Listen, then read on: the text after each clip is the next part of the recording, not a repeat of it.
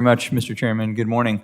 Mr. Wilson, it's great to have you here. Thanks for coming. I represent Colorado's 3rd Congressional District, which is basically half of the land mass of the state, and part of the district includes the western slope, which does not have any offshore production, but we're very proud of our energy production in that part of the state. We are very rich in natural resources. According to the U.S. Energy Information Administration, my region provides 4% of the total crude oil and 8% of the nation's natural gas reserves. One impediment I know to increasing production and lowering costs for my constituents and for Americans across the country is the need for additional pipeline infrastructure. I understand that Williams owns and operates significant assets in my district, I think to the tune of 1,800 miles of pipeline and 200 good-paying jobs. Can you talk about some of the challenges Williams faces when it comes to pipeline capacity and permitting adequate infrastructure? Yeah, thank you, Congressman, for that question. The U.S. has increased its natural gas demand by 43% in the last 10 years. We've seen an increase in infrastructure related to natural gas of about 25%. That's not a recipe for good policy making.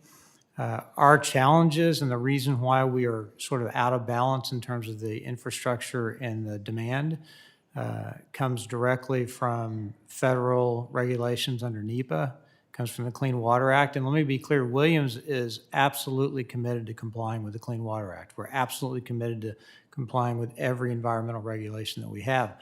The problem is those regulations are duplicative. We get stuck in litigation over minor issues which don't change the environmental outcome of a project at all. And states that have decided that they just simply don't want more infrastructure, even though it increases their energy costs, have decided that they'll use the Clean Water Act as a weapon.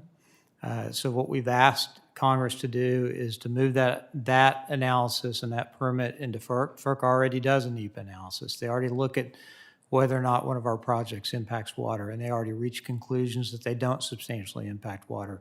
So why are we doing 2 different analyses of the same issue and then allowing a state on a local basis to veto an interstate pipeline project that's going to benefit both that state and states around it? So we need to reform NEPA. We need to make this process a lot faster.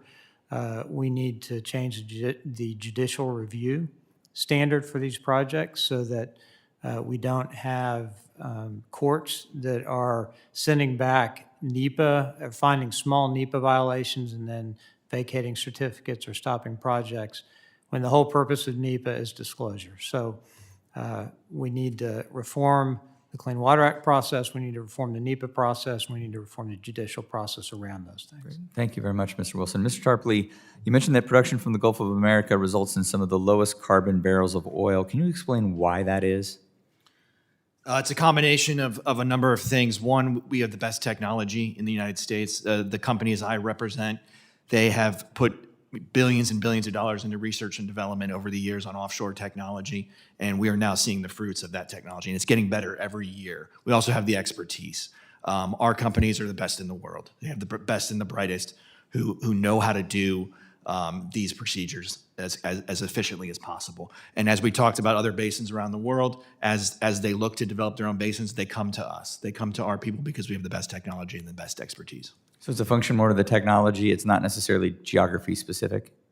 That's correct, yes. So do you know how the global offshore expansion happening in Saudi Arabia that you mentioned in your testimony, do you know how that rates in terms of carbon intensity compared with the production that's happening in the Gulf of America?